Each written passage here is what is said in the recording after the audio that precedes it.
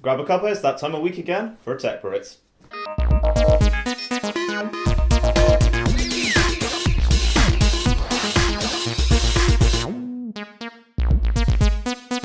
So we have brand new equipment this week, so this is going to be a bit of an experimental episode. Yes. We're trying out a brand new camera. Please let us know in the comments what you think of it. But yeah, we're going to be rushing this one a bit just so we can get home, trial out, just see how this footage turned out. Yeah, exactly. So, without further ado, we've only got a couple of stories this week.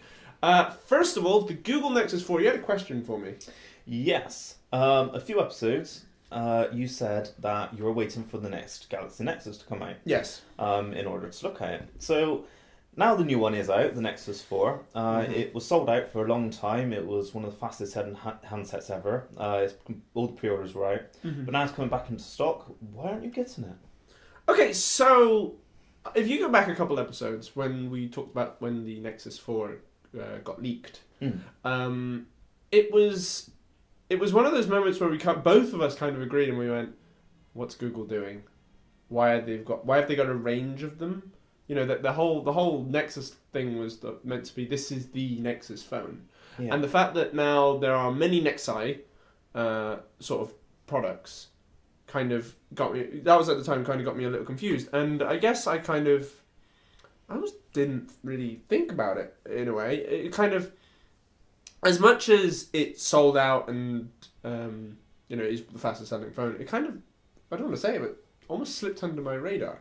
Namely because a lot of sort of, I don't want to say our focus, but a lot of sort of things people are actually talking about is the Windows phones, and mixed in with the fact that Johnny Ive is now in charge of pretty much everything. Yeah. Right? A lot of my head kind of was just stuck between Microsoft and Apple. Yeah, a bit. And Google kind of walked past almost. Yeah.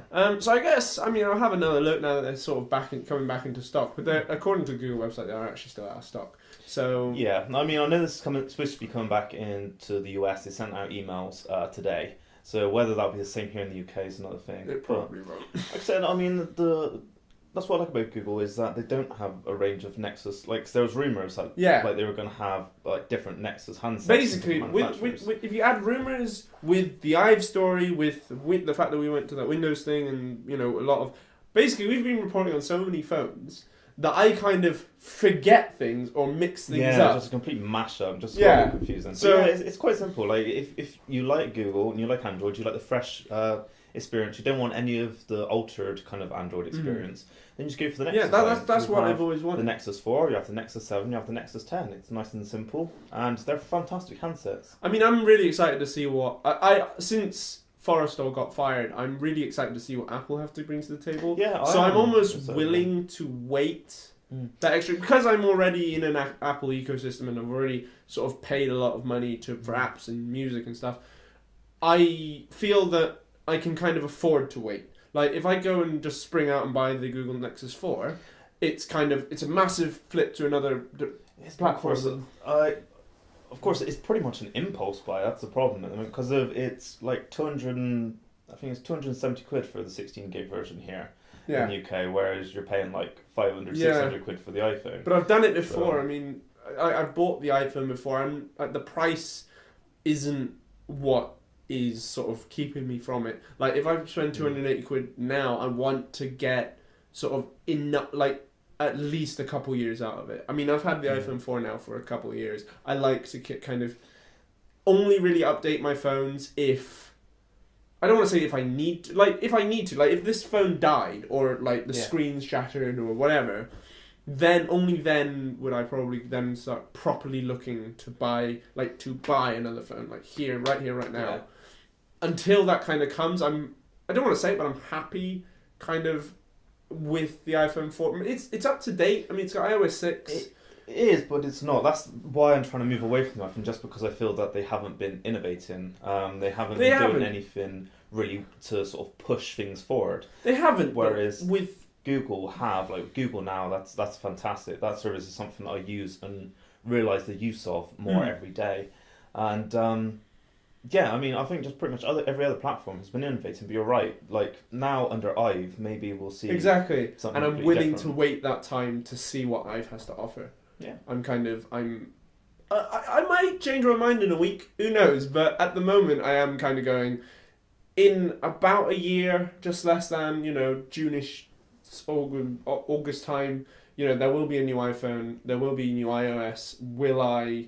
Well, even more before that. I mean, there's rumours that iPhone 5S is supposed to be coming out around March, something like that. And unless that comes with iOS like 6.5, which is like I want to see what I've's got planned. I know Apple keeps everything really secret, but I want to see like what is in the pipeline. I do. At least just a little bit. Kind of, is he going to be changing? Because I saw a concept picture the other day of just simply the banner and the alert. At the moment you get an alert in the middle. Or a banner at the top. Oh, I've seen this mock-up. The alert, instead of having an alert in the middle, it's an alert from the top that sort of stays there, but it folds in from the top. It matches the banner. It doesn't feel like different things. I think this can go one of two ways. It can either go amazingly and have that brilliant sort of collaboration, that kind of synergy between hardware and software that Apple would like to do.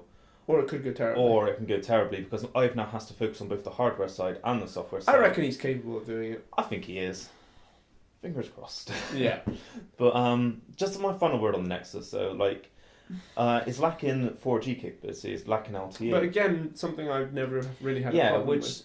is the same as what I'm saying, but you were talking about a device that you want to buy that's going to last you for the next couple of years. Yeah. Like 4G, 4G 4G is definitely coming. I can't actually deny that anymore. Yeah, I know, but it's going to take until about mid next year. Yeah, at least for if all the not networks. more, because EE's got a massive stronghold in that at the moment. Yeah, and of course, even they're having teething problems with it. Oh my god, massively. Right, so yeah, Moving on. Okay, so the next story is just a quick little thing from Nintendo, which we no, not from Nintendo, from Nintendo. What am I talking about? I'm not sure. Let's talk about the Wii. Yes, so the Wii U was sold last week, and they've actually announced another product only in Canada at the moment for 99 Canadian dollars. So that's about 99 quid in international technology currency, and that's the Wii Mini. So it's a smaller Wii. Yeah, but it's almost a complete redesign. Like it's a square little box, but it's lacking built-in Wi-Fi. It's interesting. It's just a clear marketing move from Nintendo to trying to get the most sales out of the Wii that they now can. Yeah, what are they? Are they stripping apart old Wiis and putting them into new shells? Are they? How are they sort of? Why not just focus on the Wii U kind of thing? I suppose the Wii. It's weird that it's just launching in Canada as well. Why just Canada? I'm not sure. We'll have to sort of. Do you know why? Let us know. Next, we want to talk about Facebook and iTunes. So, as you know, Apple and Facebook have had quarrels in the past, but now they are kind of synergizing together. You got Facebook on iOS, but now you can. One thing that I never use on Facebook is the gift feature. Yeah, it seems sort of a bit redundant because it's like you're gifting virtual items or real items, but you almost don't know if it's going to get there. It's Facebook, it probably is, but that little feeling is you're giving Facebook your money to send them a product. Why not just buy the product and send it to them yourself? Yeah, it does. It's sort of, in a backwards way, a bit like gift cards. I'm not a big fan of gift cards because of, you just send a gift card and it's like you're not trusting a person to spend it how you want them to spend it. It's like you have to spend it in these places, otherwise you don't have the money. Well, speaking of gift cards, you now can get iTunes gift cards on Facebook.